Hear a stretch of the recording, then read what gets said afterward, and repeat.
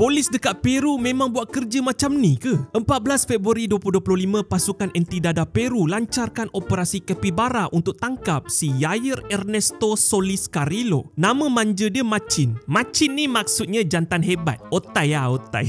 So pada hari itu, dua polis wanita undercover bersama seorang anggota sarung kostum Capybara bawa speaker besar dan hadiah singgah rumah si Macin sambil pasang lagu kuat-kuat.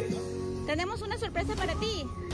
Bila si Macin buka pintu, dia confused. Tengok ada Capybara berdiri depan rumah dia. Aku tak tahu apa jadi lepas tu. Tak ada hujan, tak ada ribut. Video cut, Capybara serbu rumah bergasak dengan si Macin. Kemudian si Macin, si jantan hebat ni terciduk, terus digari di tempat kejadian. Polis jumpa dan rampas macam-macam benda haram siap tunjuk depan kamera. Macin terus dieskort ke balai. Operasi Capybara berjaya. Capybara pun lambai gembira. Ini bukan wayang weh, ini betul-betul jadi. Masuk berita seluruh dunia, ketua polis siap keluar buat penjelasan depan ibu pejabat. Dia cakap Capybara ni dipilih sebab haiwan tu popular dan tak nampak mencurigakan. Oh patutlah si Macin kena game.